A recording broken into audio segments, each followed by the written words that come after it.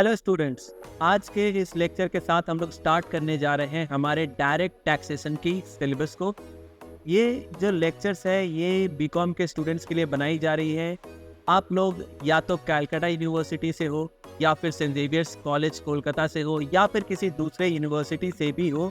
अगर आपके सिलेबस में डायरेक्ट टैक्सेशन है तो ये लेक्चर आपके लिए रिलेवेंट होने वाली है।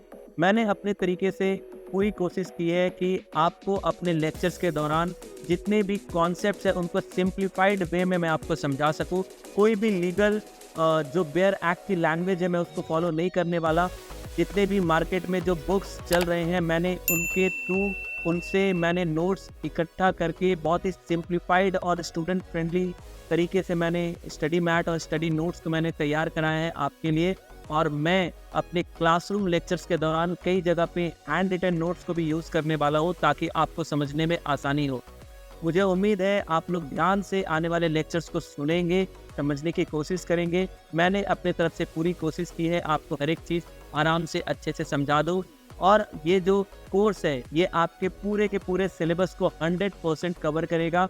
जितने भी रेलेवेंट टॉपिक्स हैं उनके साथ साथ ही मैं आपको उनसे रिलेटेड प्रैक्टिकल प्रॉब्लम भी कराता चलूँगा, जिससे आपकी कॉन्सेप्चुअल क्लैरिटी भी बनी रहे और एग्ज़ाम लेवल के जो क्वेश्चंस हैं, जिस तरह के एग्ज़ाम में क्वेश्चन पूछे जाते हैं, वो सब भी आप साथ साथ में ही करते चले। Thank you so much student. Let's dive into the lecture.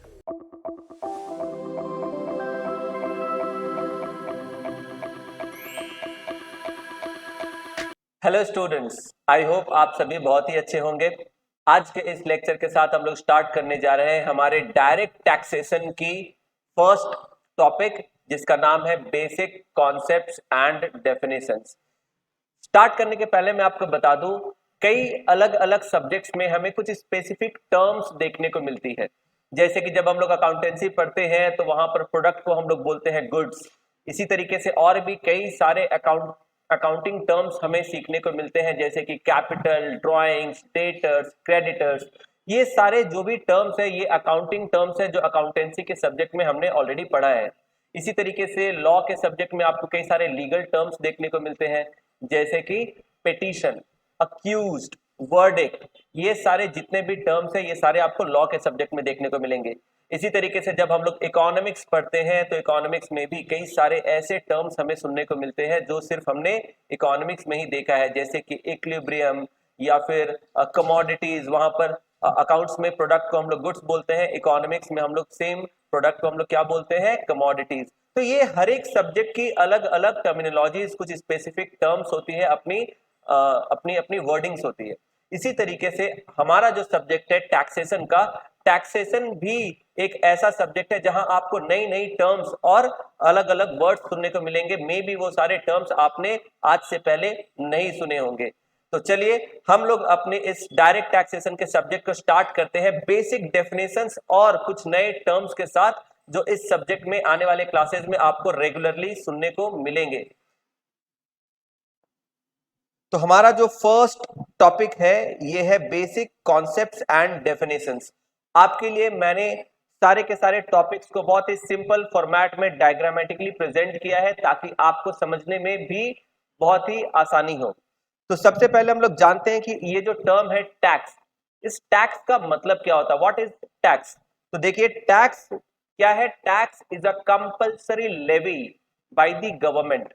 अब जब आप इस फ्रेज को सुनते हो कंपल्सरी लेवी, इसका मतलब क्या होता है। कंपल्सरी का मतलब तो हम सभी जानते हैं, जो आप अवॉइड नहीं कर सकते, जो अनअवॉइडेबल या जिसका कोई ऑप्शन नहीं है, आपको कोई भी चीज आपको पे करना ही पड़ेगा, इसको बोलते हैं कंपल्सरी। मतलब you have no other option but you will have to do it, है ना। कंपल्सरी का मतलब होता है कंपल्सन, है ना। और जिस चीज को हम लोग अवॉइड कर सकते हैं या जो चीजें ऑप्शनल होती हैं उसे हम लोग कंपल्सरी नहीं बोलते। तो आप बताइए, कोई भी पर्सन जब टैक्स पे करता है तो क्या ये टैक्स पे करना बाय लॉ कंपल्सरी है या फिर ये ऑप्शनल है। आप बताइए, बाय लॉ अगर आप लॉ के हिसाब से जाएंगे तो ऑब्वियसली टैक्स जो सरकार लगाती है ये ऑप्शनल नहीं है कि आपका मन किया तो आप पे करोगे, अगर आपका मन नहीं किया तो आप पे नहीं करोगे, ऐसा बिल्कुल ही नहीं है। टैक्स की जो गाइडलाइंस है, जो प्रोविजंस है, वो सभी पर लागू होते हैं और जिन्हें भी टैक्स पे करना है बाय लॉ उन्हें पे करना ही पड़ेगा। It's compulsory, it's not an optional payment. समझ में आया आप लोगों को? और लेवी का मतलब क्या होता है? लेवी का मतलब होता है थोप देना, किसी के ऊपर इम्पोज कर देना, है ना। अच्छा आप मुझे बताइए, कोई भी पर्सन टैक्स क्या अपनी मर्जी से पे करता है या फिर सरकार उनके ऊपर उनके मत्थे मर देती है? जी हाँ, हम सभी जानते हैं टैक्स कोई भी पर्सन अपने मर्जी से पे नहीं करता। टैक्स इसलिए लोग पे करते हैं क्योंकि गवर्नमेंट की रूल्स है, नॉर्म्स है, लॉ है और हमें पे करना ही पड़ता है क्योंकि सरकार ने हमारे पे लगा दिया, इम्पोज कर दिया, है ना। तो इसलिए टैक्स को बोला जाता है it's a compulsory levy. Levy मतलब समथिंग इम्पोज्ड बाय लॉ, आपके ऊपर लॉ के द्वारा इम्पोज कर दिया गया है और आपको इसका पेमेंट करना कंपलसरी है। तो अगर हम लोग टैक्स को एक सिंपल फ्रेज से समझे कि what is the tax, tax का मतलब क्या होता है, तो सिंपली हम लोग बोल सकते हैं tax is nothing but a compulsory levy by the government, है ना। तो ये यहां पर मैंने लिखा है। अब हम लोग देखते हैं कि टैक्स आखिर कितने तरीके की होती है। तो आप लोग स्क्रीन पे भी देख सकते हैं टैक्स जो है ये मेजरली दो तरीके की होती है। एक को बोलते हैं हम लोग डायरेक्ट टैक्स और दूसरा क्या होता है, indirect tax. In direct tax और इनडायरेक्ट टैक्स को मैं आपको सिंपल तरीके से समझाता हूं। डायरेक्ट टैक्स का मतलब क्या होता है, कोई भी गवर्नमेंट अगर किसी पर्सन के ऊपर डायरेक्टली टैक्स लगाती है और उसी पर्सन से टैक्स का कलेक्शन भी किया जाता है तो इसे हम लोग बोलते हैं डायरेक्ट टैक्स। यानी कि जिस पर्सन के ऊपर टैक्स इंपोज किया जा रहा है उसी पर्सन से गवर्नमेंट टैक्स कलेक्ट भी कर रही है, तो इसे क्या बोलते हैं हम लोग, डायरेक्ट टैक्स। डायरेक्ट टैक्स किसी पर्सन के इनकम या वेल्थ के ऊपर डायरेक्टली लगाया जाता है और उस पर्सन को अपने पॉकेट से उसे गवर्नमेंट को पे करना पड़ता है। तो डायरेक्ट टैक्स जो होता है ना, सरकार किसी पर्सन के ऊपर डायरेक्टली इंपोज करती है और डायरेक्टली उसी पर्सन से कलेक्ट भी करती है। और इस वजह से जो पर्सन है, जो टैक्स पेयर है, इसे डायरेक्ट टैक्स की बर्डन फील होती है, उसे वो चीज चुभती है। डायरेक्ट टैक्स का बर्डन पिंच करता है ना, क्योंकि अपने पॉकेट से हमें सरकार को देना पड़ता है। इसी के ऑपोजिट एक दूसरे तरह की टैक्स होती है जिसे हम लोग बोलते हैं इनडायरेक्ट टैक्स। अब इनडायरेक्ट टैक्स क्या है? जैसा कि हमने डायरेक्ट टैक्स के बारे में पढ़ा, ठीक इसका ऑपोजिट है इनडायरेक्ट टैक्स।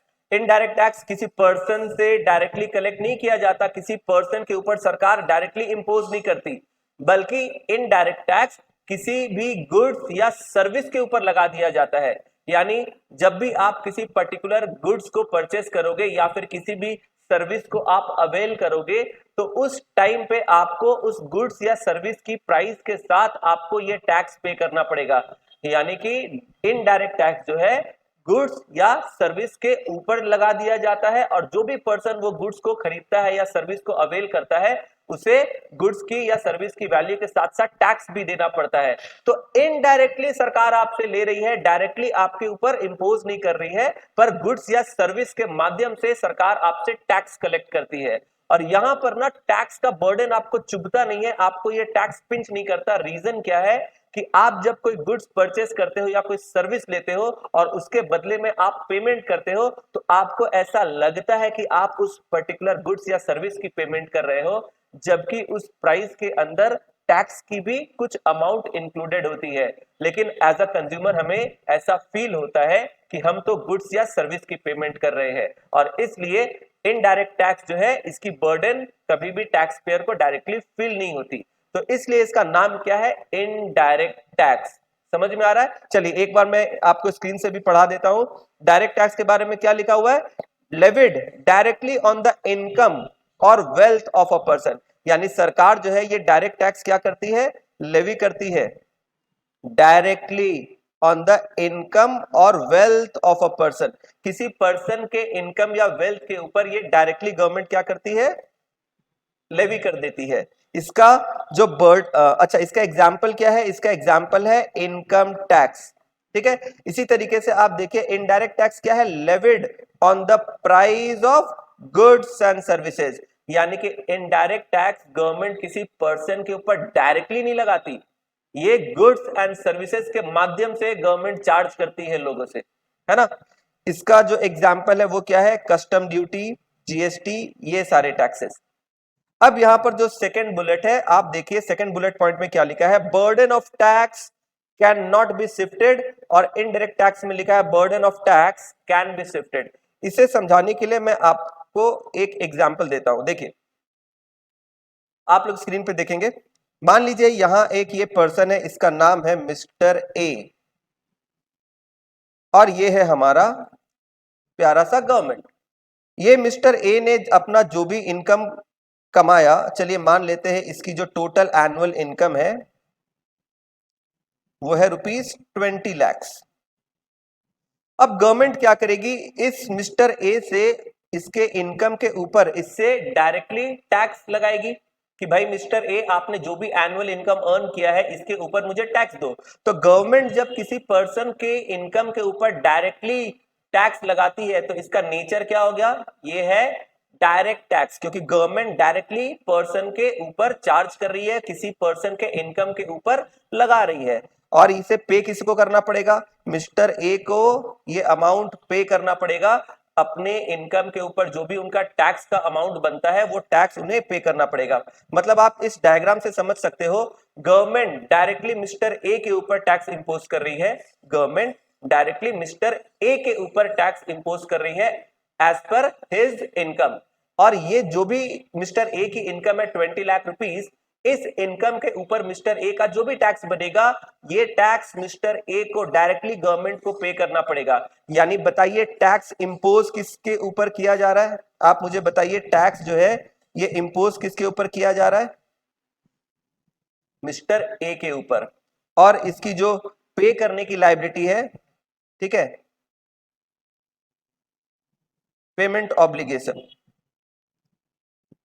पेमेंट ऑब्लिगेशन किसके ऊपर है, मिस्टर ए के ऊपर।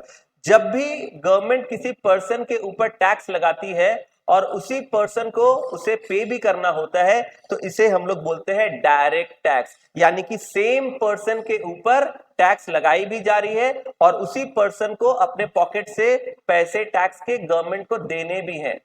समझ में आ रहा है। अब आप देखिए इनडायरेक्ट टैक्स में क्या होता है। इनडायरेक्ट टैक्स में क्या होता है, यहां है गवर्नमेंट, यहां पर है एक पर्सन, मान लेते हैं mister A. Government indirect tax कभी भी किसी पर्सन से डायरेक्टली कलेक्ट नहीं करती, ये गुड्स एंड सर्विसेज के माध्यम से कलेक्ट किया जाता है। तो मान लीजिए यहां बीच में किसी गुड्स का कोई सेलर है, सेलर मतलब कोई पर्सन जो गुड्स की सेलिंग कर रहा है, या फिर कोई सर्विस प्रोवाइडर है।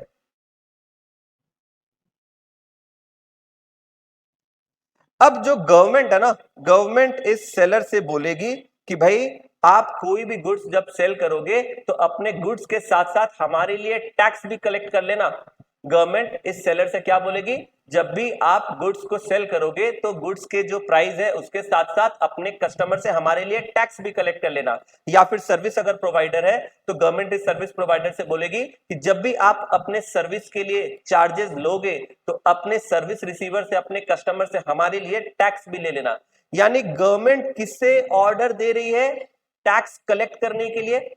गवर्नमेंट ऑर्डर दे रही है इस बंदे को, सेलर या सर्विस प्रोवाइडर को।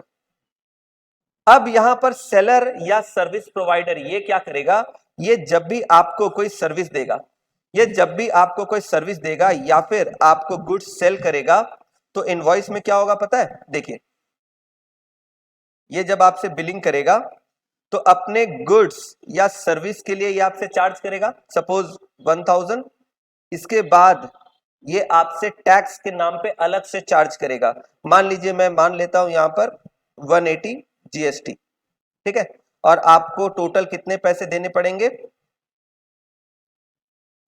1180 रुपीज।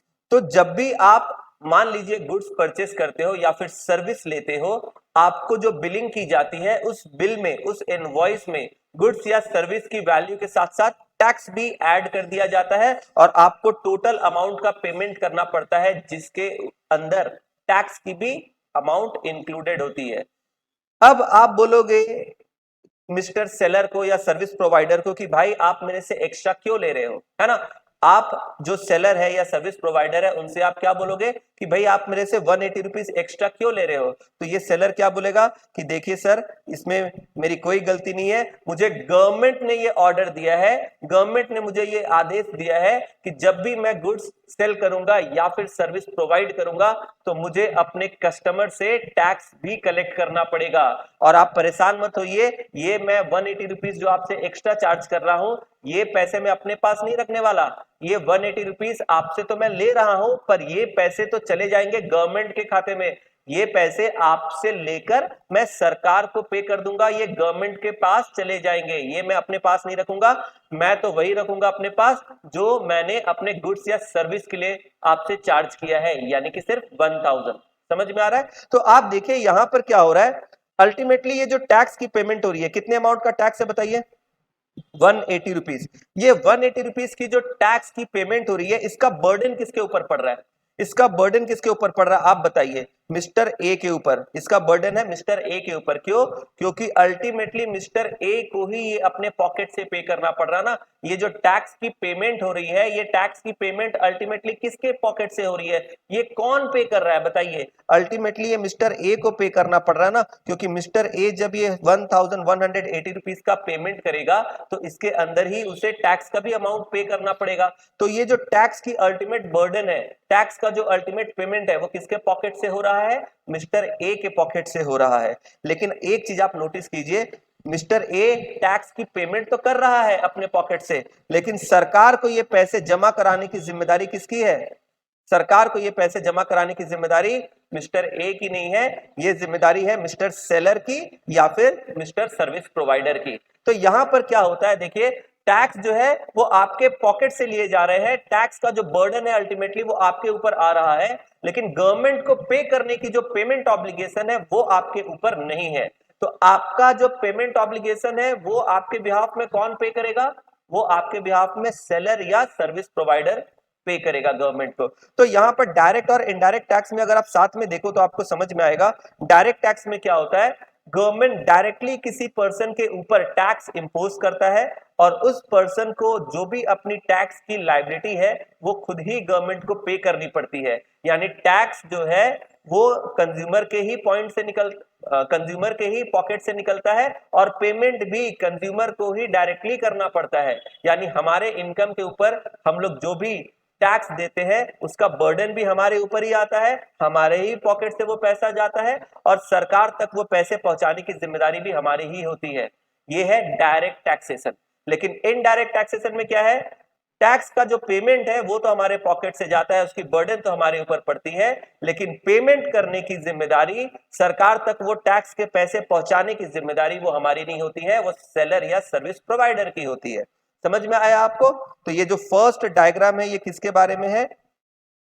ये है डायरेक्ट टैक्सेशन के बारे में, डायरेक्ट टैक्स के बारे में। और ये जो सेकंड डायग्राम है ये है इनडायरेक्ट टैक्स के बारे में। ठीक है, तो ये एक मेन डिफरेंस है और इसे ही यहां पर सेकंड बुलेट पॉइंट में बताया गया है कि burden of tax. Direct tax में आप देखिए सेकंड बुलेट में क्या लिखा है, डायरेक्ट टैक्स में लिखा है burden of tax can not be shifted. यानी आपकी जो टैक्स पेमेंट करने की जो जिम्मेदारी है, टैक्स पेमेंट करने की जो बर्डन है वो आप शिफ्ट नहीं कर सकते, आपको ही सरकार तक पैसे पहुंचाने पड़ेंगे, पेमेंट ऑब्लिगेशन आपके ऊपर ही है। तो डायरेक्ट टैक्स में burden of tax can not be shifted. Indirect tax में क्या बोला जा रहा है, burden of tax can be shifted. यानी कि टैक्स की जो अमाउंट है, टैक्स की जो पेमेंट है वो तो आपके पॉकेट से निकलेगी, लेकिन गवर्नमेंट को टैक्स पे करने की जो जिम्मेदारी है ये आप शिफ्ट कर सकते हो। कैसे? क्योंकि टैक्स की पेमेंट आपको डायरेक्टली नहीं करनी, टैक्स की पेमेंट जो सेलर है या जो सर्विस प्रोवाइडर है वो करेगा। तो बर्डन आपके सर से हटकर किसके सर पे चला गया? सेलर या सर्विस प्रोवाइडर के सर पे चला गया। तो इसे बोला जाता है burden of tax can be shifted. समझ में आया सेकंड पॉइंट? तो यहां पर मैंने ब्रीफ में डायरेक्ट और इनडायरेक्ट टैक्स को डिफरेंशिएट किया है। अब आप आगे देखेंगे कुछ इंपॉर्टेंट पॉइंट्स यहां पर आप देख सकते हैं। Taxes are levied because it is the main source of revenue to the government. ये जस्ट मैंने कुछ इंपॉर्टेंट पॉइंट्स को हाईलाइट करके लिखा है। आखिर सरकार टैक्स कलेक्ट ही क्यों करती है? आखिर सरकार टैक्स कलेक्ट क्यों करती है? आम जनता को क्यों सताती है सरकार, आप बताइए। इसके पीछे रीजन ये है कि हमारे जो गवर्नमेंट है इसे बहुत सारी चीजें करनी पड़ती है, इनके ऊपर भी एक्सपेंडिचर का, गवर्नमेंट एक्सपेंडिचर का बर्डन होता है। इसे एडमिनिस्ट्रेशन देखनी है, इसे मैनेजमेंट देखनी है, इंफ्रास्ट्रक्चर जैसे road, dams, bridges, electricity, government hospital, schools, दुनिया भर की जो अदर सर्विसेज होती है, आर्म्ड फोर्सेस, पुलिस फोर्सेस, ये जितनी भी चीजें हैं ये गवर्नमेंट को हमारे कंट्री, हमारे सोसाइटी के लिए करना पड़ता है। और इन सभी के लिए क्या चाहिए? रेवेन्यू चाहिए। गवर्नमेंट को भी तो इनकम चाहिए ना, रेवेन्यू चाहिए। तो गवर्नमेंट के रेवेन्यू का सबसे मेन सोर्स क्या है? सबसे one of the main source है टैक्सेस। तो सरकार जो टैक्स हमसे कलेक्ट करती है, चाहे वो डायरेक्ट टैक्स हो या इनडायरेक्ट टैक्स हो, ये जो टैक्सेस है ये गवर्नमेंट के one of the main sources of revenue है। तो यहां पर सबसे फर्स्ट बुलेट पॉइंट में क्या लिखा गया है? Taxes are levied because it is the main source of revenue to the government. ठीक है, फर्स्ट पॉइंट समझ आ गया। अब आप मुझे एक बात बताइए, क्या कोई भी पर्सन अगर किसी से किसी प्रकार के पैसे अगर कलेक्ट करेगा तो क्या उसे हम लोग टैक्स बोलेंगे? तो ऐसा बिल्कुल भी नहीं है। याद रखना है, ये जो आर्टिकल का नंबर है ये आपको अगर याद रख सको तो आपके लिए बहुत ही अच्छा होगा। Article 265, article 265। ये आर्टिकल कहां पर है सर? ये आर्टिकल है हमारे कॉन्स्टिट्यूशन ऑफ इंडिया में।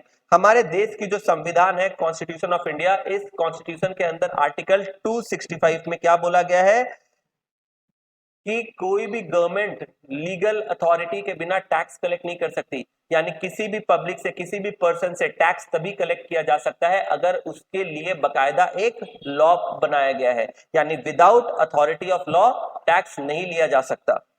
तो क्या है सेकंड पॉइंट में, एक बार पढ़ते हैं। Article 265 of the constitution of India gives the right to the government to collect tax as per law. आप ध्यान से देखना, ये जो आर्टिकल है ये आर्टिकल एक्चुअली क्या करता है? ये article 265 gives the right to the government, ये सरकार को अधिकार देता है, ये गवर्नमेंट को, सरकार को अधिकार देता है। किस चीज का अधिकार देता है? To collect the tax as per law. यानी कि as per the article 265 of Indian constitution, government has the right to collect the tax from the public as per the law. याद रखना है, टैक्स कैसे कलेक्ट किया जाएगा? As per the law. बिना law का कोई भी टैक्स कलेक्ट नहीं किया जा सकता।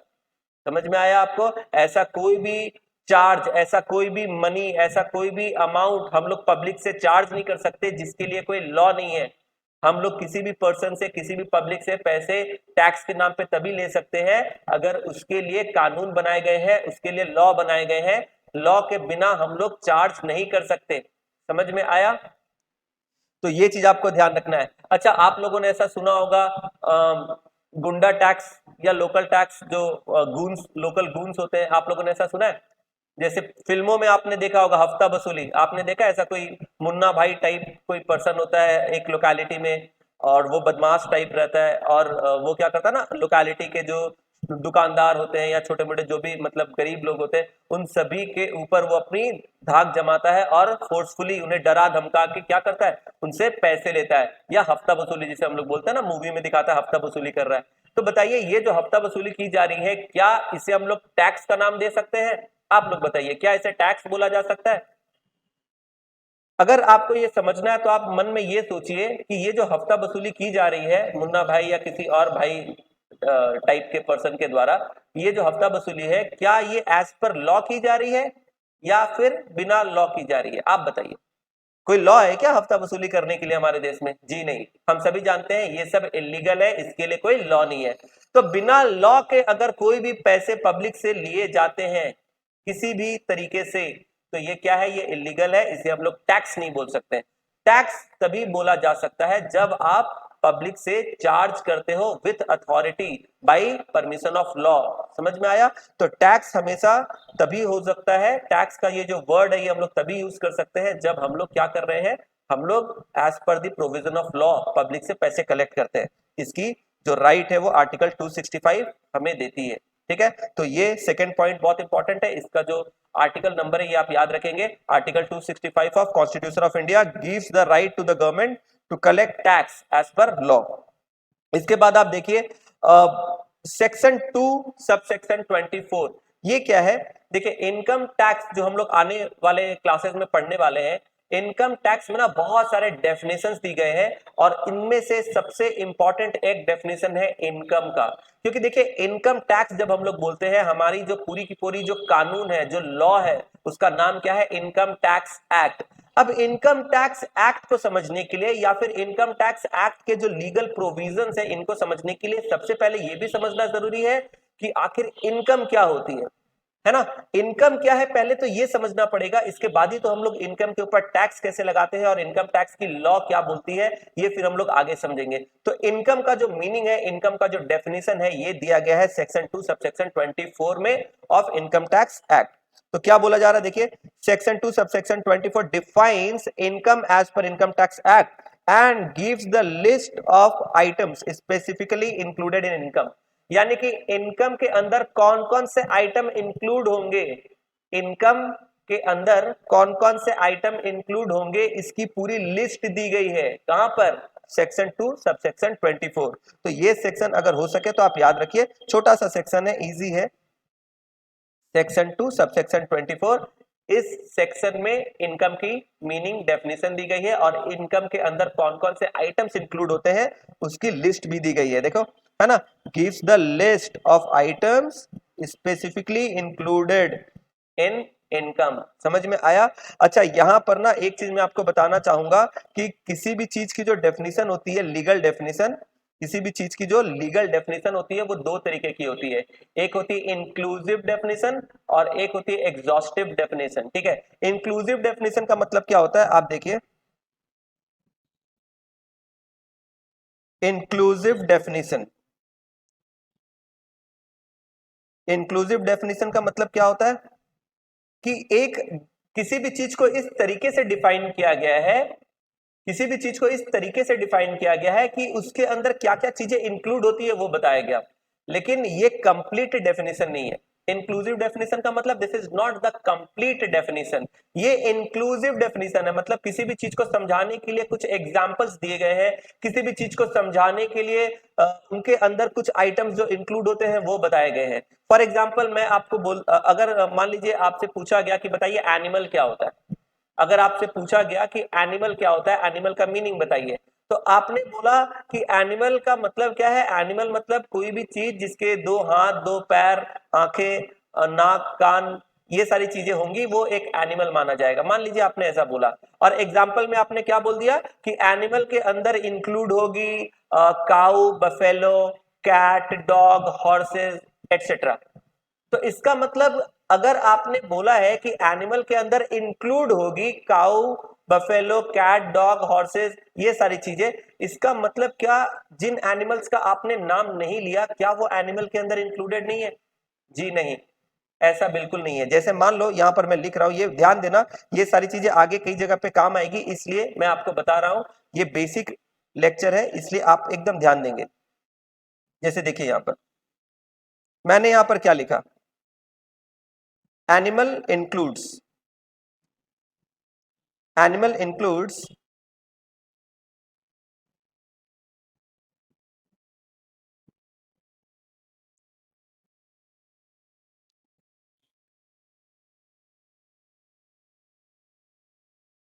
मैंने यहां पर चार नाम लिख दिए, मैंने यहां पर मान लीजिए चार नाम लिख दिए, एनिमल इंक्लूड्स 1 2 3 4।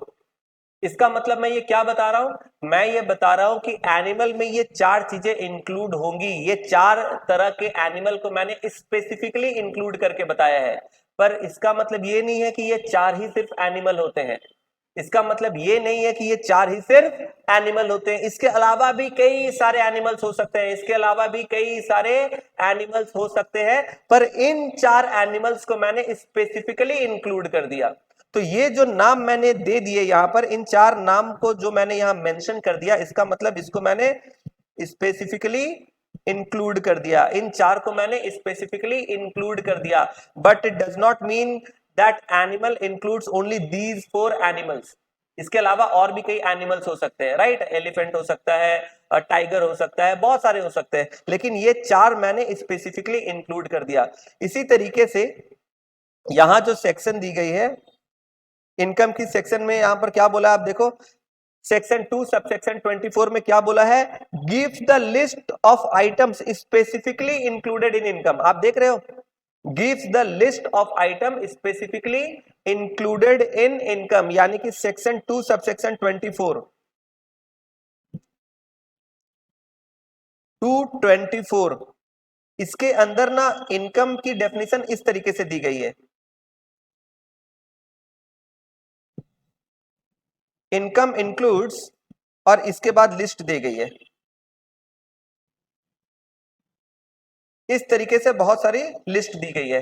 तो यहां पर जो सेक्शन 2 सबसेक्शन 24 है, इसके अंदर जो इनकम की मीनिंग बताई गई है वो इस तरीके से बताई गई है कि इनकम के अंदर ये सारी चीजें इंक्लूड होती है। पर इसका मतलब ये नहीं है कि लिस्ट के अंदर जो बताया गया है सिर्फ वो ही इनकम है। ये तो कुछ आइटम है जिसे स्पेसिफिकली इंक्लूड किया गया है, जिसे स्पेसिफिकली मेंशन किया गया है।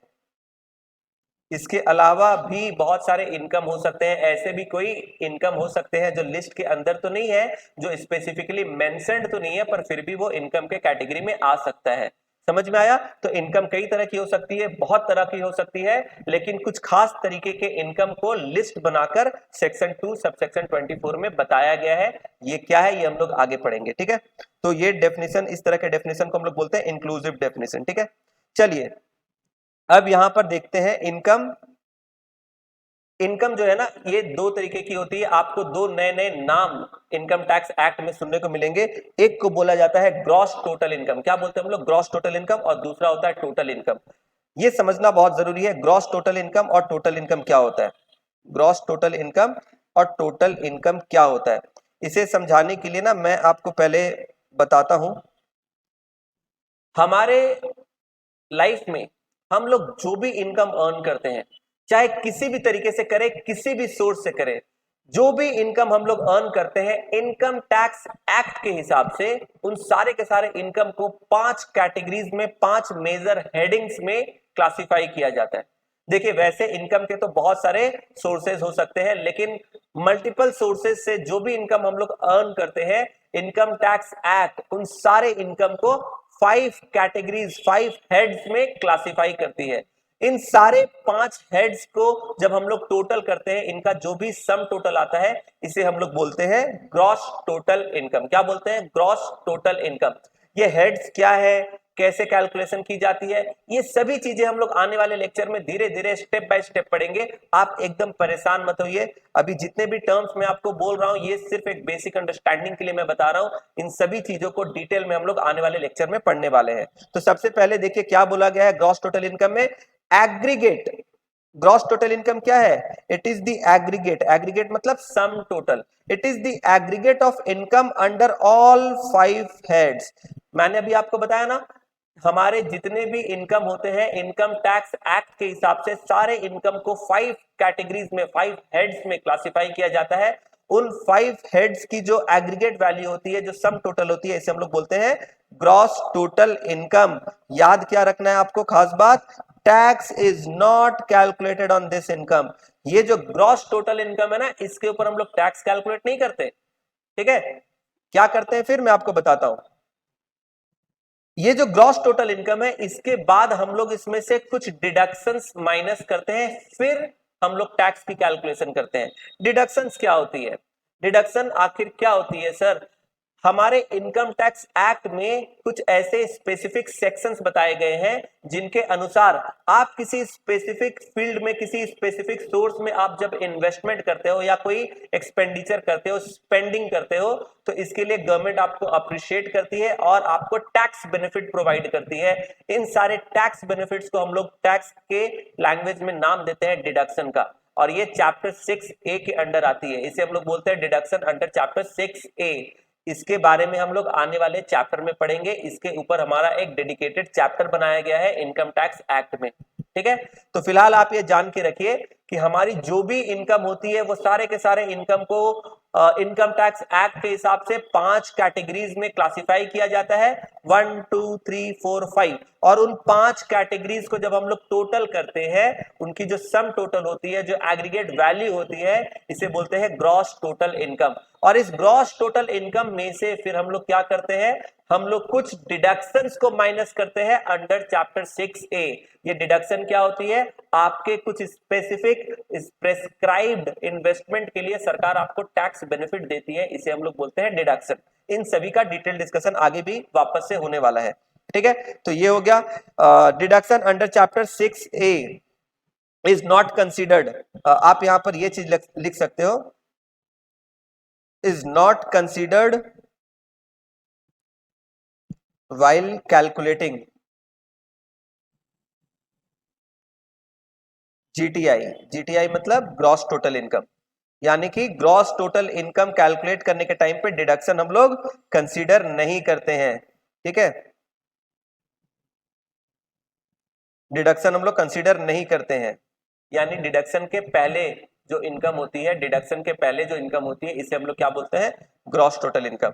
अब टोटल इनकम क्या है, आप ध्यान से देखिए, टोटल इनकम क्या है, टोटल इनकम आफ्टर डिडक्शन, ध्यान से देखना है, after deduction of chapter 6A, यानी कि ग्रॉस टोटल इनकम क्या है, डिडक्शन के पहले की इनकम है, और टोटल इनकम क्या है, डिडक्शन के बाद की इनकम है। टोटल इनकम में क्या लिखा हुआ है, after deduction of chapter 6A, यानी कि टोटल इनकम कब निकलता है, after deduction of chapter 6A।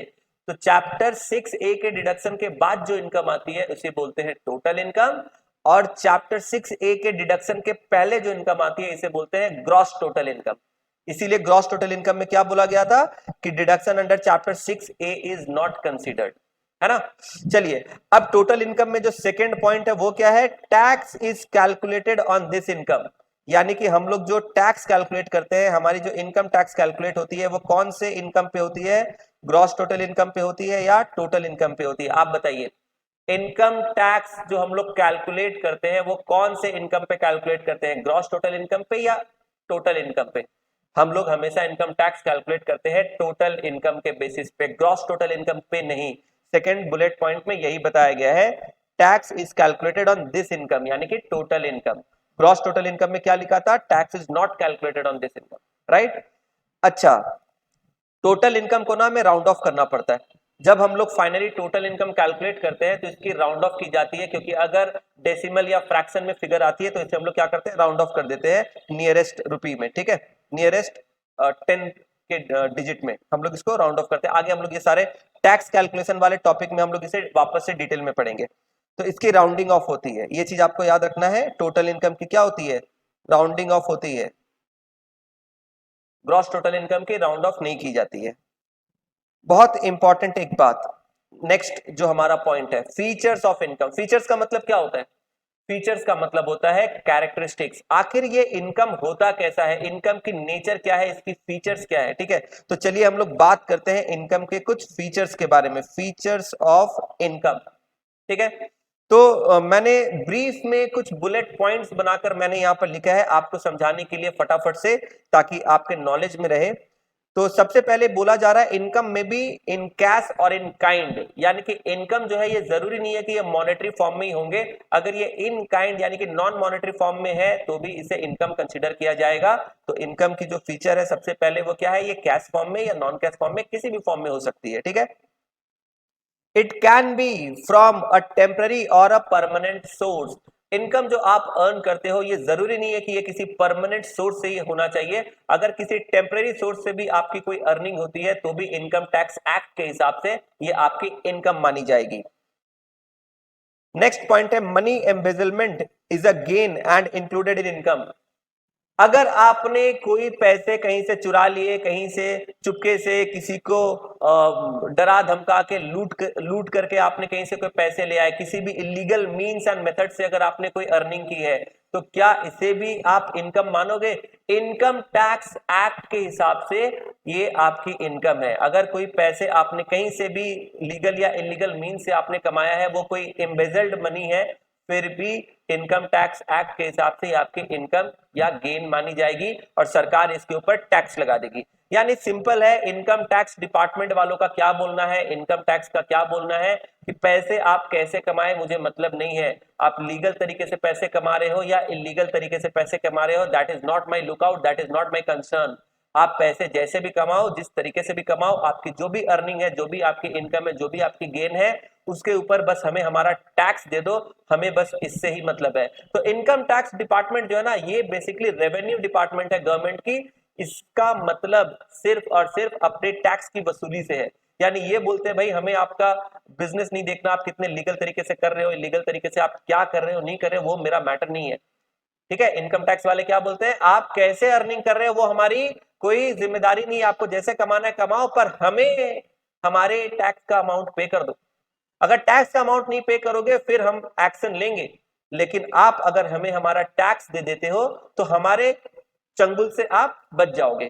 ठीक है, आप किस तरीके से कमाते हो, लीगल या इलीगल, वो हमारा मैटर नहीं है, उसके लिए अलग डिपार्टमेंट है। ऐसा नहीं है कि कोई इलीगल तरीके से कमा रहा है तो सरकार उसे छोड़ देगी, उसके लिए अलग डिपार्टमेंट है ना।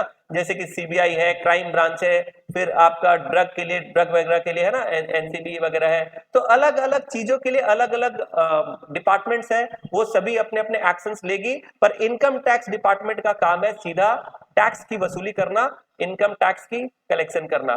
तो इनकम टैक्स डिपार्टमेंट के हिसाब से अगर आप कोई भी मनी इम्बेजल करके भी आप अर्न करते हो, कहीं से लेकर आते हो, उसके ऊपर भी आपको टैक्स देना पड़ेगा सरकार को। Capital receipt is not taxable.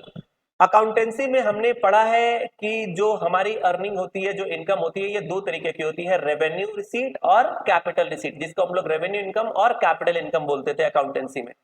Same he concept के ऊपर यहां पर भी बात की गई है कि जो हमारी इनकम होगी वो हमेशा रेवेन्यू नेचर की होनी चाहिए। कैपिटल रिसीट अगर है, कैपिटल रिसीट अगर है तो फिर ये टैक्स फ्री है, यानी इसके ऊपर टैक्स नहीं ली जाएगी, ये नॉन टैक्सेबल है। अच्छा, कैपिटल रिसीट यहां पर फ्रेज तो मैंने बता दिया, लेकिन इसकी जो एग्जैक्ट मीनिंग है वो थोड़ी सी कॉन्सेप्चुअल है, वो हम लोग डिटेल में पढ़ेंगे अपने आने वाले टॉपिक्स में। जैसे जैसे टॉपिक्स आती जाएंगी, चैप्टर आती जाएंगे, मैं आपको डिटेल में एक एक टर्म्स जो अभी मैं आपको ऊपर ऊपर सिर्फ बोलकर बता रहा हूं, वो सारे के सारे टर्म्स मैं आपको डिटेल में समझाऊंगा। ठीक है, फिलहाल आप ये जान के रखो, कैपिटल रिसीट जो होती है वो टैक्स फ्री होती है। कैपिटल रिसीट जो होती है वो हमेशा टैक्स फ्री होती है, ये आपको ध्यान रखना है। ठीक है, loss is considered as negative income. हाँ, ये बहुत ही एक अच्छा पॉइंट है, आपको ध्यान रखना है कि हमारे इनकम टैक्स एक्ट में ना लॉस बोलकर कोई भी टर्म नहीं है, ये लोग लॉस यूज नहीं करते। ये जो वर्ड है ना लॉस, ये इनकम टैक्स एक्ट में यूज नहीं किया जाता।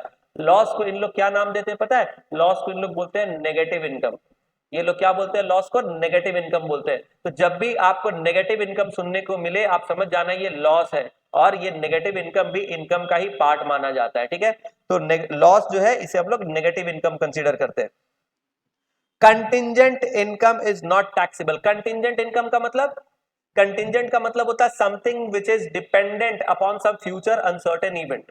कोई भी चीज जो आने वाले भविष्य के किसी अनसर्टेन इवेंट के ऊपर डिपेंड करता है, इसे हम लोग कंटिंजेंट बोलते हैं। तो कंटिंजेंट इवेंट का मतलब कोई ऐसे, कंटिंजेंट इनकम का मतलब कोई ऐसा इनकम जो अभी आपने अर्न नहीं किया है, आपको लग रहा है कि ये अर्न होगा, और ये फ्यूचर में होने वाले किसी अनसर्टेन इवेंट के ऊपर ये डिपेंड करता है। ये अभी प्रोबेबल इनकम है, कोई कंफर्म्ड इनकम नहीं है। तो ऐसे प्रोबेबल इनकम को, ऐसे कंटिंजेंट इनकम को हम लोग क्या करेंगे? टैक्सेबल नहीं मानेंगे, ये टैक्स फ्री होगा। ठीक है, तो ये कुछ इंपॉर्टेंट पॉइंट्स है जो आपको इनकम के बारे में जानकर रखना चाहिए। इसके बारे में आगे भी हम लोग डिस्कशन करेंगे जैसे जैसे टॉपिक आती जाएगी। अब यहां पर एक खास बात मैं आपको बता दूं, एक टर्म आप सुनोगे, सरचार्ज। सरचार्ज यानी हमें हमारे इनकम के ऊपर तो सरकार को टैक्स देना ही पड़ता है, हमें हमारे इनकम के ऊपर गवर्नमेंट को इनकम टैक्स तो देना ही पड़ता है, लेकिन इनकम टैक्स के अलावा गवर्नमेंट हमसे अलग से एडिशनली भी चार्ज करती है, इसे बोलते हैं सरचार्ज। तो सरचार्ज क्या है? आप देखो यहां पर सरचार्ज क्या है। Surcharge is an additional tax. Surcharge क्या है? It is an additional tax which is payable in addition to the income tax. यानी आप अपने इनकम के ऊपर गवर्नमेंट को जो इनकम टैक्स दे रहे हो, ये तो आपको देना ही है, इसके अलावा एडिशनली इसके ऊपर आपको अलग से सरचार्ज भी देना पड़ेगा। आप बोलोगे सर ये तो बड़ी नाइंसाफी है, हम लोग हमारे इनकम पे सरकार को टैक्स तो दे ही रहे हैं, इसके अलावा गवर्नमेंट हमसे अलग से सरचार्ज भी टैक्स ले रही है, सरचार्ज के नाम पे भी हमसे टैक्स कलेक्ट कर रही है। जी हाँ, ये गवर्नमेंट की रूल है, गवर्नमेंट सरचार्ज भी लगाती है, लेकिन आप घबराइए मत। सरचार्ज जो है ये सभी लोगों को देना नहीं पड़ता। सरचार्ज आपको कब देना पड़ता? आप देखिए यहां पर लिखा हुआ है, when total income exceeds ₹50 lakhs, यानी आपके पूरे साल की जो टोटल एनुअल इनकम है, ये अगर 50 लाख के ऊपर है तभी आपको सरचार्ज देना होगा। सरकार बोलती है कि भाई आप तो बड़े लोग हो, आप तो अच्छी खासी कमाई कर रहे हो, आप अमीर लोग हो, जब इतने पैसे कमा रहे हो तो हमारी झोली में भी थोड़ा डाल दो।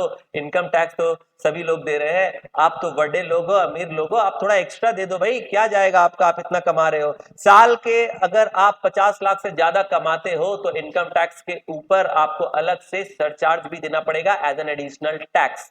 ठीक है, चलिए ये आपको फिगर याद रखना, सरचार्ज कब देना पड़ता है, 50 लाख के ऊपर जब आपकी टोटल इनकम होती है। अब ये टोटल इनकम का कैलकुलेशन कैसे होता है, ये हम लोग आने वाले टॉपिक्स में, आने वाले लेक्चर्स में डिटेल में बात करेंगे इसके लिए। ठीक है, चलिए एक आपको ध्यान रखना है, रिबेट अंडर सेक्शन 87A, ये बहुत ही इंपॉर्टेंट है, ये आपको याद रखना है, इसका सेक्शन भी आपको याद रखना है। रिबेट देती है, रिबेट मतलब आप समझते हो, जैसे कि बोलते हैं ना हम लोग डिस्काउंट वगैरह हम लोग बोलते हैं, इसी तरीके से टैक्स की भी छूट होती है, टैक्स की छूट, सरकार हमें ना टैक्स में कुछ छूट दे देती है, कुछ रिलीफ दे देती है, इसे हम लोग नाम देते हैं रिबेट का। और इसकी जो सेक्शन है ये क्या है, 87A। देखो ऐसा मत सोचो कि हमारी जो सरकार है या जो इनकम टैक्स डिपार्टमेंट वाले हैं ये एकदम ही जालिम है, ऐसा नहीं है, इनके अंदर भी दया है, ये भी दया करते हैं, आपको टैक्स की बेनिफिट देते हैं, कई सारे एग्जेम्पशंस आपको देंगे, कई सारे डिडक्शंस आपको देंगे, कई तरह के टैक्स बेनिफिट और टैक्स रिलीफ्स आपको देंगे। आने वाले टॉपिक्स में हम लोग इन सभी के बारे में चर्चा करने वाले हैं। तो जो रिबेट आपको मिलती है वो कौन से सेक्शन में मिलती है, रिबेट अंडर सेक्शन 87A। ये क्या है देखो तो, it is a tax relief. ये क्या है, टैक्स रिलीफ है, आपके लिए एक तरह की छूट है जो सरकार आपको दे रही है। लेकिन क्या ये रिलीफ सभी को मिलेगी, जी नहीं, ये टैक्स रिलीफ किसे मिलेगी, टू अ रेसिडेंट इंडिविजुअल, यानी हमारे देश के जो निवासी है उसे ही ये रिलीफ दी जाएगी, ओनली रेसिडेंट इंडिविजुअल को दी जाएगी। सर ये कैसे पता चलेगा कौन रेसिडेंट है कौन रेसिडेंट नहीं है, रेसिडेंट कौन है या कौन रेसिडेंट नहीं है, इसके लिए हमारे सिलेबस में एक चैप्टर है रेसिडेंशियल स्टेटस, ये हम लोग बाद में पढ़ने वाले हैं। तो अभी फिलहाल आप जान के रखिए कि रेसिडेंट इंडिविजुअल को ही ये रिबेट दिया जाता है अंडर सेक्शन 87A। ठीक है, रेसिडेंशियल स्टेटस के चैप्टर में हम लोग सीखेंगे कि किसी भी पर्सन को रेसिडेंट या नॉन रेसिडेंट हम लोग कब बोलते हैं। ठीक है, चलिए, तो it is a tax relief given to resident individual, यानी कि जो टैक्स पेयर है वो कैसा होना चाहिए, रेसिडेंट होना चाहिए। और बहुत खास बात, whose total income is up to ₹5 lakh, वो पर्सन जिसकी साल भर की एनुअल टोटल इनकम 5 लाख तक है, 5 लाख तक है, यानी 5 लाख या उससे कम। ठीक है, अप टू 5 लाख अगर आपकी टोटल एनुअल इनकम है तभी आपको ये रिबेट मिलेगी।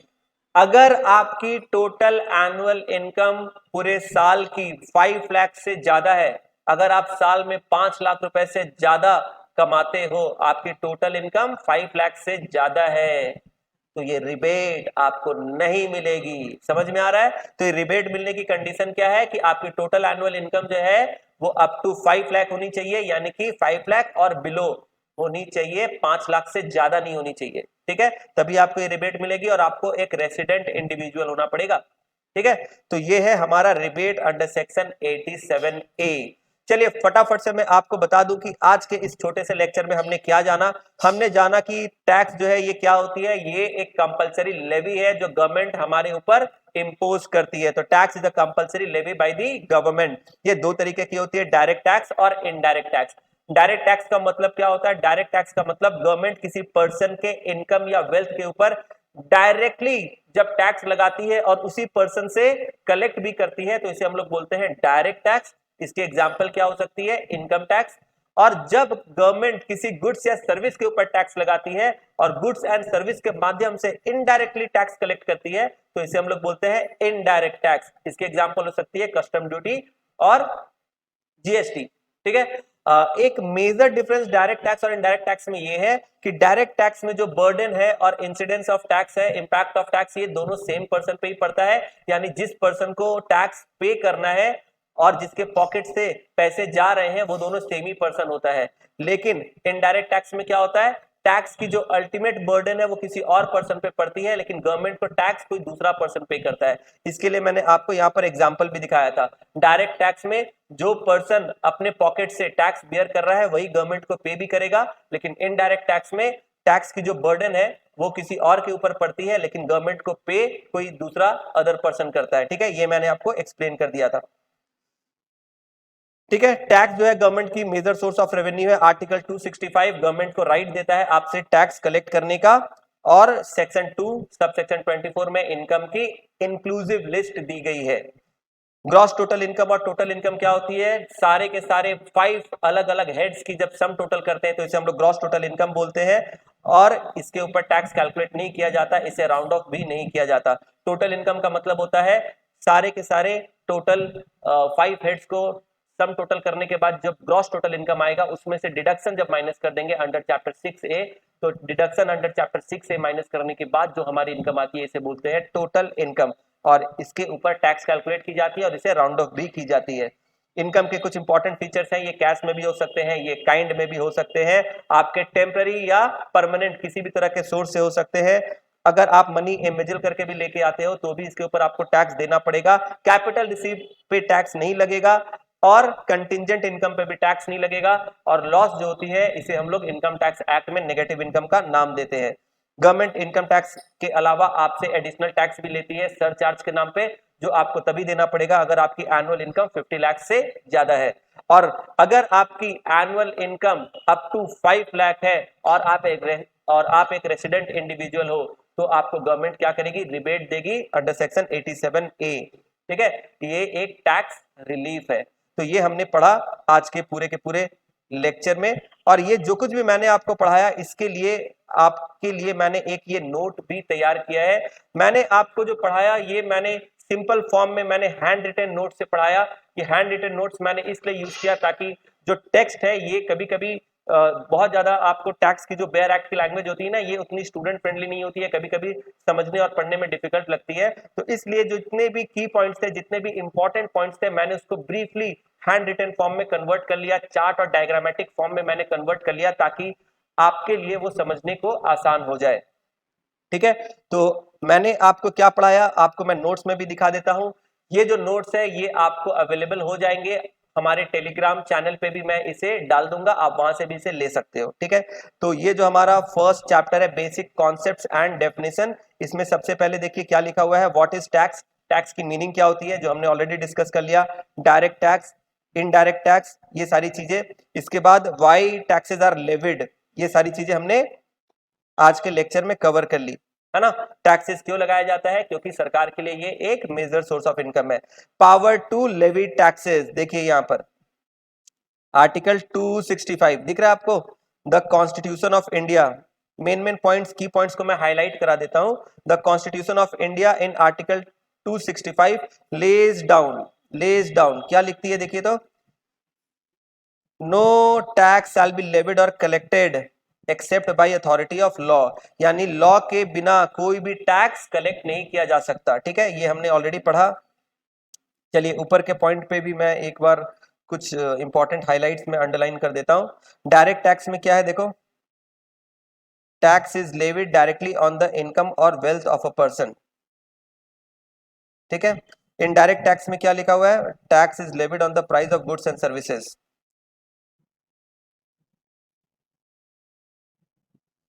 Why taxes are levied? Why taxes are levied? It is the basic source of revenue to the government. ठीक है, चलिए ये सारी टॉपिक्स हम लोग ऑलरेडी डिस्कस कर चुके हैं। चलिए एक और खास बात मैं आपको बता दूं, आपके जानकारी के लिए अच्छा रहेगा। 7th शेड्यूल ऑफ आर्टिकल 246 हमारे इंडियन कॉन्स्टिट्यूशन में 7th शेड्यूल के अंदर, हमारे इंडियन कॉन्स्टिट्यूशन में कई सारे अलग अलग शेड्यूल्स बनाए गए हैं, जिसके अंदर जो 7th शेड्यूल है इसमें एक आर्टिकल है, कौन सा आर्टिकल, आर्टिकल 246। इस आर्टिकल 246 में क्या है पता है, इस आर्टिकल 246 में ना लिस्ट दिए गए हैं, देखो क्या लिखा हुआ है, contains 3 list. Article 246 contains 3 list. हमारे कॉन्स्टिट्यूशन के 7th शेड्यूल के अंदर जो आर्टिकल 246 है इसके अंदर 3 तरह के लिस्ट बनाए गए हैं। आखिर ये लिस्ट क्या है, आपको नीचे दिख जाएगा यहाँ पर 3 लिस्ट का नाम, यूनियन लिस्ट, स्टेट लिस्ट और कॉन्करेंट लिस्ट। ये 3 तरह के लिस्ट हमारे कॉन्स्टिट्यूशन के 7th शेड्यूल में आर्टिकल 246 में है। आखिर ये लिस्ट के अंदर क्या है सर, ये आपके दिमाग में आ रहा होगा, मैं आपको बताता हूं। यूनियन लिस्ट के अंदर वो सारे मैटर्स दिए गए हैं जिनके ऊपर सेंट्रल गवर्नमेंट अपना लॉ बनाती है। देखो यहां पर लिखा हुआ है, मैं आपको रीड करके बताता हूं। यूनियन लिस्ट, यूनियन लिस्ट क्या है? Parliament has the exclusive power to make laws on the matters contained in union list. इसका मतलब यूनियन लिस्ट के अंदर वो सारे टॉपिक्स, वो सारे पॉइंट्स, वो सारे आइटम्स, वो सारे हेडिंग्स दिए गए हैं जिनके बारे में सेंट्रल गवर्नमेंट के पास राइट है कि वो लॉ बनाएंगे। उन सारे आइटम्स के बारे में जो यूनियन लिस्ट में दिए गए हैं, इनके बारे में लॉ बनाने का अधिकार किसका है? सेंट्रल गवर्नमेंट का। इसी तरीके से स्टेट लिस्ट, स्टेट लिस्ट में फिर से कुछ अलग अलग आइटम्स, कुछ अलग अलग टॉपिक्स, कुछ हेडिंग्स दिए गए हैं। स्टेट लिस्ट के अंदर जितने भी मैटर्स दिए गए हैं उनके ऊपर लॉ बनाने का अधिकार किसका है? स्टेट गवर्नमेंट का। ठीक है, क्या लिखा है देखो, the legislature of any state, the legislature of any state has the exclusive power to make laws on the matters contained in the state list। यानी स्टेट लिस्ट के अंदर जो भी मैटर्स दिए गए हैं इनके ऊपर, इनके बारे में लॉ कौन फ्रेम करेगा? State government. इसी तरीके से parliament has the exclusive power to make laws on the matters contained in union list. Union list के अंदर जो भी मैटर्स दिए गए हैं इनके बारे में लॉ कौन बनाएगा? पार्लियामेंट यानी कि सेंट्रल गवर्नमेंट। और कॉन्करेंट लिस्ट, कॉन्करेंट लिस्ट देखो अब क्या है? कॉन्करेंट लिस्ट मतलब both parliament and state legislature, यानी कि सेंट्रल गवर्नमेंट और स्टेट गवर्नमेंट दोनों मिलकर have the power to make laws on the matters contained in concurrent list. यानी कुछ ऐसे मैटर्स है जिनके बारे में अगर लॉ बनाना है तो सेंट्रल गवर्नमेंट और स्टेट गवर्नमेंट दोनों को मिलकर बनाना पड़ेगा। ऐसे कौन कौन से मैटर्स है? ये हमारे कॉन्करेंट लिस्ट में बताए गए हैं। यानी बोलने का मतलब ये है, हमारे कॉन्स्टिट्यूशन के 7th शेड्यूल के अंदर जो आर्टिकल 246 है, इस 246 आर्टिकल में ना 3 तरह के लिस्ट दिए गए हैं। यूनियन लिस्ट, इसके अंदर वो सारे मैटर्स है जिसके बारे में लॉ बनाएगी सेंट्रल गवर्नमेंट। स्टेट लिस्ट, इनके अंदर वो सारे मैटर्स है जिनके बारे में लॉ बनाएगी स्टेट गवर्नमेंट। और कॉन्करेंट लिस्ट, इसके अंदर वो सारे मैटर्स है जिनके बारे में लॉ बनाएगी सेंट्रल गवर्नमेंट और स्टेट गवर्नमेंट दोनों आपस में मिलकर। ठीक है, चलो अच्छा, इसके बाद आता है इनकम। इनकम के बारे में मैंने आपको बताया था अभी थोड़ी देर पहले। इनकम की डेफिनेशन, मीनिंग कहां दी गई है? Section 2 subsection 24। और आप देख सकते हो यहां पर क्या लिखा गया है? Section 2 subsection 24 of the act gives a statutory definition of income. At present the following items of receipt are specifically included in income. आप देख सकते हो ना, इनकम के डेफिनेशन में नीचे कई सारे आइटम्स दिए गए हैं, 1 2 3 4 5 6, दिख रहा है आपको? तो इनकम का जो डेफिनेशन है अगर आप पढ़ोगे as per income tax act, तो इसके डेफिनेशन में एज सच कुछ बताया नहीं गया है, बल्कि कुछ आइटम्स की लिस्ट दी गई है। और यहां पर इनकम के डेफिनेशन में ना ये जो लिस्ट दी गई है, बोला गया है ये सारे आइटम इनकम में इंक्लूड होंगे। मैंने आपको बताया था ना, इनकम की जो डेफिनेशन है as per income tax act, as per section 2 subsection 24, ये जो डेफिनेशन है ये इंक्लूसिव डेफिनेशन है। यानी कि इनकम के अंदर क्या क्या चीजें आएंगी, क्या क्या चीजें इंक्लूड होंगी, उसकी लिस्ट दी गई है। पर इसका मतलब ये नहीं है कि जितने की लिस्ट दी गई है बस यही इनकम होते हैं, इसके अलावा भी इनकम हो सकते हैं। ये आपको ध्यान रखना है। ठीक है, बहुत सारे बच्चों को ये लगता है कि इस इनकम के लिस्ट में जितने आइटम दिए गए हैं बस इतने को ही इनकम बोलते हैं। ऐसा बिल्कुल नहीं है, ये तो बस एक एग्जाम्पल है, ये इंक्लूसिव डेफिनेशन है। इसका मतलब यहाँ पर कुछ आइटम स्पेसिफिकली इंक्लूड किए गए हैं, कुछ आइटम स्पेसिफिकली मेंशन किए गए हैं, उनको तो हम इनकम मानेंगे ही मानेंगे। और इसके अलावा भी अदर इनकम भी हो सकती है जो यहाँ पर मे बी इंक्लूडेड नहीं है। चलिए एक नजर देख लेते हैं कुछ खास खास इनकम को। आपके बिजनेस की जो प्रॉफिट या गेन्स है या डिविडेंड है, voluntary contribution received by trust और इंस्टीट्यूशन, जैसे कोई चैरिटेबल ट्रस्ट या फिर कोई रिलीजियस ट्रस्ट है, इसे अगर कोई कंट्रीब्यूशन मिलता है, ये सारे इनकम आएंगे। मतलब ये जितने भी आइटम्स है ना, ये सारे इनकम के पार्ट हैं, इनकम के पार्ट माने जाएंगे, ये सब इनकम में इंक्लूड होंगे। ठीक है, इसी तरीके से any allowances granted to SSC to meet his personal expenses, किसी भी पर्सन को अगर उसके पर्सनल एक्सपेंसेस के लिए उसके एम्प्लॉयर की तरफ से कोई अलाउंसेस दी जाती है, ये भी इनकम मानी जाएगी। इसके अलावा द वैल्यू ऑफ परक्यूजिट, जो परक्यूजिट होती है, परक्यूजिट का मतलब होता है जो फैसिलिटीज आपके एम्प्लॉयर आपको देते हैं, इसे बोलते हैं परक्यूजिट। ये सारे आने वाले चैप्टर में जब हम लोग डिस्कशन करेंगे तो हम लोग ये सारे टर्म सीखेंगे। मैंने आपको पहले ही बताया था कि टैक्स के सब्जेक्ट में कुछ अलग अलग आपको टर्म्स और टर्मिनोलॉजीज आपको देखने को मिलेगी, ये उन्हीं में से एक है परक्यूजिट्स, है ना। ये सारे, इसका मतलब होता है facilities given by the employer to his employee. ठीक है, चलिए और भी कई सारे यहाँ पर लिस्ट है, आप देख सकते हो, आप खुद से भी पढ़ सकते हो। टोटल 11 लिस्ट दी गई है। ठीक है, अच्छा, ग्रॉस टोटल इनकम और टोटल इनकम में क्या डिफरेंस है ये आपको मैंने हैंड रिटन नोट्स में ब्रीफ में समझाया था, और इसी का एक डिटेल्ड वर्जन आपको आपके नोट्स में भी मैंने दिया है। ठीक है, आप देख सकते हो ग्रॉस टोटल इनकम और टोटल इनकम की जो मेन जो डिफरेंस है उसको पॉइंटर फॉर्म में मैंने यहाँ पर आपके लिए प्रेजेंट किया, आपके स्टडी नोट में ये आपको मिल जाएगा। मेन पॉइंट्स यहाँ से उठाकर मैंने आपको हैंड रिटन नोट्स में दे दिया था। तो अभी मैं इसको स्किप कर देता हूँ, चलिए मैं कुछ की पॉइंट्स को हाईलाइट कर देता हूं। Gross total income is the aggregate of income under all 5 heads. ठीक है, चलिए इसके बाद tax is not calculated on this income. Gross total income is not required to be rounded off. ये सारी पॉइंट्स मैंने आपको बता दी थी। यहां पर tax is required to be calculated on this income. Total income is rounded off, है ना, अंडर सेक्शन 288A। डिडक्शन जो है, deduction under chapter 6A shall not be considered. और यहां पर क्या है, deduction under chapter 6A shall be reduced from gross total income. तो ये कुछ मेन पॉइंट्स है, बाकी जिसको मैंने हाईलाइट नहीं किया इसका मतलब ये नहीं है कि वो मेन नहीं है, वो भी आप पढ़ लेना। ठीक है, आपको समझ में आ जाएगी। और बहुत सारी चीजें अभी क्योंकि ये फर्स्ट चैप्टर की फर्स्ट टॉपिक है, तो बहुत सारे यहाँ पर ना ऐसे टर्म्स, ऐसे वर्ड्स आपको सुनने को मिलेंगे जो आपको अभी उतने क्लियर नहीं हो रहे होंगे, लेकिन आने वाले चैप्टर्स में जैसे जैसे मैं आगे बढ़ता जाऊंगा ये सारी चीजें आपको क्लियर होती जाएंगी, क्योंकि ये फर्स्ट चैप्टर की फर्स्ट टॉपिक है। नए नए टर्म्स आ रहे हैं जो अभी इस स्टेज पे मेरे लिए समझाना भी थोड़ा डिफिकल्ट है, क्योंकि इसमें काफी ज्यादा कॉन्सेप्ट और डिटेल्ड डिस्कशंस रिक्वायर्ड है। तो अभी इस चैप्टर में मैं वो नहीं कर पाऊंगा। आने वाले टॉपिक्स में जहां जहां वो चैप्टर्स जैसे जैसे आती जाएंगी मैं आपको डिटेल में समझाता जाऊंगा। जैसे आप देख सकते हो एग्जाम्पल के लिए यहाँ पर एक बेसिस दिया गया है, सेट ऑफ लॉसेस। तो सेट ऑफ लॉसेस के बारे में एक डेडिकेटेड चैप्टर है आपके सिलेबस में। क्लबिंग ऑफ इनकम, इसके बारे में आपका एक डेडिकेटेड चैप्टर दिया गया है आपके सिलेबस में। डिडक्शन अंडर सेक्शन चैप्टर 6 है। ये जितने भी टॉपिक्स जो मैंने अभी पिंक कलर से हाईलाइट किया है, ये सारे के सारे वो टॉपिक्स है जिनके ऊपर एक एक चैप्टर बना हुआ है। और जब हम लोग उस चैप्टर में जाएंगे, उस चैप्टर के सारे टॉपिक्स को पढ़ेंगे, तो ये सारी चीजें आपको अपने आप ही अच्छे से क्लियर हो जाएगी।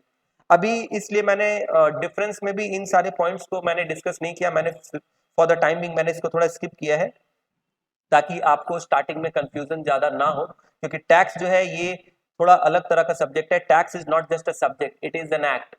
टैक्स मतलब हम लोग जो पढ़ रहे हैं ना इस सब्जेक्ट में, ये कोई अदर सब्जेक्ट की तरह कोई सब्जेक्ट नहीं है, ये एक लॉ है, ये एक कानून है, ये एक एक्ट है। यहाँ पर बेयर एक्ट के लैंग्वेज में बहुत सारी चीजें लिखी गई है जो कभी कभी बहुत ही कंफ्यूजिंग होती है, स्टूडेंट उसका सही इंटरप्रिटेशन नहीं कर पाते। तो इसलिए मैंने आपके लिए सिंप्लीफाइड नोट्स बनाया, एकदम ब्रीफ टू द पॉइंट मैंने नोट्स बनाया है। और इन नोट्स को मैंने आपके अंडरस्टैंडिंग के लिए, आपके ईज ऑफ अंडरस्टैंडिंग के लिए मैंने उसको हैंड रिटन फॉर्म में भी लिखा, ताकि क्लास में जब मैं पढ़ाऊं हैंड रिटन फॉर्म में रहेगा तो आपके लिए भी वो बहुत ही सुविधाजनक रहेगा, आपको समझने में आसानी होगी और एकदम से आप इस सब्जेक्ट को पढ़ने में कंफ्यूज नहीं होंगे।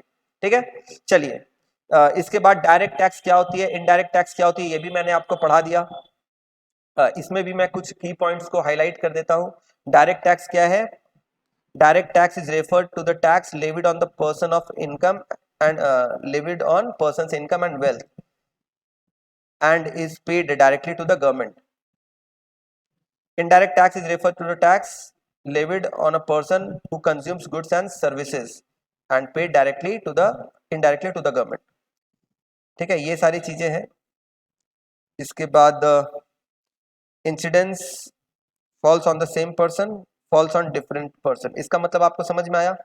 इंसिडेंस एंड इम्पैक्ट, यहाँ पर देखिए दो वर्ड है। एक है, मैं अभी थोड़ी देर पहले डिस्कशन कर रहा था तो मैंने आपको बताया था, incidence and impact. Incidence and impact का मतलब होता है कि जब भी आपके ऊपर टैक्स लगाया जाता है तो अल्टीमेट वो टैक्स की अमाउंट किसके पॉकेट से जा रही है और गवर्नमेंट को वो टैक्स कौन पे कर रहा है। ठीक है, तो डायरेक्ट टैक्स में क्या होता है, इंसिडेंस और इम्पैक्ट सेम पर्सन के ऊपर होता है, यानी कि टैक्स की अमाउंट जिस पर्सन के पॉकेट से जा रही है, जिसके ऊपर उसका बर्डन पड़ रहा है, वही गवर्नमेंट को पे करता है। पेमेंट की ऑब्लिगेशन भी उसी सेम पर्सन की होती है। इनडायरेक्ट टैक्स में अलग होता है। इनडायरेक्ट टैक्स में जो टैक्स है वो कंज्यूमर के पॉकेट से जा रहा है, यानी उसकी अल्टीमेट जो बर्डन है टैक्स की वो कंज्यूमर के ऊपर लग रहा है, लेकिन सरकार को पे करने की जो पेमेंट ऑब्लिगेशन है वो सेलर या सर्विस प्रोवाइडर की होती है। तो यहाँ पर क्या होता है कि जो इनडायरेक्ट टैक्स है इसका इंसिडेंस और इम्पैक्ट डिफरेंट पर्सन के ऊपर होता है, ठीक है। इंसिडेंस और इम्पैक्ट इनडायरेक्ट टैक्स में डिफरेंट पर्सन के ऊपर होता है, जबकि डायरेक्ट टैक्स में इंसिडेंस और इम्पैक्ट सेम पर्सन के ऊपर होता है, ठीक है। ये सारी चीजें मैंने आपको डिस्कस भी कर दी थी पहले। एग्जाम्पल इसका इनकम टैक्स है, इसका जीएसटी कस्टम है, बाकी चीजें आप देख सकते हो खुद से। अच्छा, जो फीचर्स है, सेलिएंट फीचर्स ऑफ इनकम, मैंने आपको कुछ कुछ की फीचर्स ऑलरेडी मैंने बता दिया। ये कैश में या काइंड में हो सकता है। एम्बेजल्ड इनकम जो है ये भी इनकम इसके ऊपर भी लगेगी। कंटिंजेंट इनकम जो होती है नॉट टैक्सेबल होती है। इसी तरीके से नोशनल इनकम का मतलब होता है फेक इनकम, ठीक है। ये जो फेक इनकम है ये भी क्या है, इनकम नहीं मानी जाएगी, shall not be treated as income. Capital receipt and revenue receipt, तो आपको ध्यान रखना है, a capital receipt is not liable to tax, capital receipt के ऊपर टैक्स एकदम भी नहीं लगेगा। लॉस का मतलब नेगेटिव इनकम, ठीक है। पिन मनी का मतलब पता है क्या होता है? पिन मनी आपने सुना है कभी? हस्बैंड जब अपने वाइफ को रेगुलर हाउस होल्ड एक्सपेंसेस के लिए पेमेंट देते हैं, इससे बोला जाता है पिन मनी। तो अगर कोई हस्बैंड अपनी वाइफ को हाउस होल्ड एक्सपेंसेस के लिए कुछ पे करता है तो क्या ये वाइफ की इनकम मानी जाएगी और गवर्नमेंट इसके ऊपर टैक्स लगा देगी? आप बताइए, क्या ऐसा होना चाहिए? क्या ऐसा होना चाहिए? बोलो बोलो, ऐसा होना चाहिए? जी नहीं, ऐसा बिल्कुल नहीं होना चाहिए। अरे हस्बैंड अपनी वाइफ को पैसे नहीं देंगे तो क्या पड़ोसन को जाके पैसे देंगे? आप बताओ, है ना। और हस्बैंड ने जो कमाया है अपने इनकम पे, हस्बैंड तो बेचारा टैक्स दे ही रहा है, फिर उसी इनकम को अगर वो वाइफ को देगा तो फिर वाइफ उस पे क्यों टैक्स देगी, है कि नहीं? तो पिन मनी के बारे में थोड़ा सा पढ़ लो, क्या लिखा है पिन मनी के बारे में थोड़ा सा पढ़ लो। Pin money is the money received by wife for her personal expenses and small savings, ठीक है। Received from her husband for meeting household expenses, ठीक है। तो ये है आपका पिन मनी। बाकी चीजें आप खुद से पढ़ सकते हो, सिंपल है। और इसके बाद हमने जो पढ़ा था वो था रिबेट और सरचार्ज, ठीक है ना। तो सरचार्ज जो है ये हमने पढ़ा था। सरचार्ज, अगर आपकी टोटल इनकम 50 लाख क्रॉस कर जाती है तो आपको क्या करना पड़ता है? एडिशनल टैक्स देना पड़ता है सरचार्ज के नाम पे, है ना। सरचार्ज के नाम पे आपको एडिशनल टैक्स देना पड़ता है। इसी तरीके से अगर आप एक इंडिविजुअल टैक्स पेयर हो, ठीक है, और आप रेसिडेंट हो, इंडिविजुअल टैक्स पेयर हो और आप रेसिडेंट हो, और आपकी जो इनकम है वो साल भर की टोटल इनकम 5 लाख को क्रॉस नहीं करती है, तो आपको रिबेट मिलेगा अंडर सेक्शन 87A। रिबेट आपको कितना मिलेगा? अंडर सेक्शन 87A का रिबेट मिलेगा, ठीक है। तो ये जो नोट्स है, इस नोट्स में जो फर्स्ट 3 पेजेस है यहां तक मैंने आपको करवा दिया, page number 1, page number 2 and page number 3। ये जो पूरा का पूरा वीडियो लेक्चर है ये मैंने एकदम आपके सिलेबस के हिसाब से, आपके बीकॉम के सिलेबस के हिसाब से मैंने एकदम ब्रीफ और टू द पॉइंट रखा है। दुनिया भर की चीजें जो आपके एग्जाम के लिए शायद रिलेवेंट नहीं है, मैंने उन सभी को स्किप कर दिया और वो सारे के सारे पॉइंट्स मैंने आपके नोट्स में दिए हैं जो आपके एग्जाम के लिए रेलेवेंट है, ठीक है। तो आप हमारे दिए गए नोट्स को एकदम भी इग्नोर ना करें और इसके अंदर किसी भी पॉइंट को स्किप ना करें। मैंने ऑलरेडी अपने स्टडी नोट को, अपने स्टडी मैट को बहुत ही कंसाइज और ब्रीफ फॉर्म में बनाया है। आप इनको पूरा कवर करके एग्जाम में जाएंगे, अदरवाइज हो सकता है आपने कुछ छोड़ा और वो सेम टॉपिक एग्जाम में आ गया। मैंने अपने क्लासरूम लेक्चर में भी जितने भी हैंड रिटन पॉइंटर्स और नोट्स जो बनाए आपके सुविधा के लिए, वो सारे के सारे आपके एग्जाम के लिए बहुत ही रेलेवेंट है। मैंने बहुत ही सिंपल और ब्रीफ फॉर्म में आपके लिए ये सारे लेक्चर्स को डिजाइन किया है। प्लीज आप मेरे द्वारा बताए गए किसी भी टॉपिक को एग्जाम में छोड़कर ना जाए, ठीक है। तो आज के लेक्चर को हम लोग यहाँ पर एंड करते हैं और ये जो स्टडी नोट आप देख रहे हो ये भी आपको इस लेक्चर के तुरंत बाद आपको मिल जाएगा। और अगले लेक्चर को अटेंड करने के पहले मैं आप सभी से रिक्वेस्ट करूंगा कि इस लेक्चर को पूरा देखें और एक बार ये स्टडी नोट्स के जो फर्स्ट 3 पेजेस है, page number 1, page number 2 and page number 3, in 3 pages को आप एक बार गो थ्रू कर ले। देखिए टैक्स थोड़ी सी टेक्निकल सब्जेक्ट है, अगर आप एकदम रिदम के साथ चलोगे ना, अगर सारे टॉपिक्स का आपस में इंटरलिंकिंग है, कई सारी चीजें जो हम लोग अभी बेसिक्स में पढ़ रहे हैं वो आगे भी काम आती जाएंगी। तो जैसे जैसे मैं पढ़ाता जा रहा हूं आप थोड़ा सा समय निकालकर अगर घर पे भी उसे एक बार सिंपल गो थ्रू करोगे, आपको लर्न नहीं करना, आपको मगअप नहीं करना, लेकिन आप अगर सिंपल गो थ्रू करोगे ना तो आपको इस चैप्टर में काफी मजा आएगा। ये चैप्टर के ऊपर आपका इंटरेस्ट डेवलप हो जाएगा और एग्जाम में भी आपके काफी अच्छे मार्क्स आएंगे। ठीक है, तो नेक्स्ट क्लास के पहले मैं चाहूंगा, आप सभी लोगों से रिक्वेस्ट करूंगा कि इस नोट्स के फर्स्ट 3 पेजेस आप लोग जरूर से गो थ्रू कर ले। Thank you so much, bye bye, take care.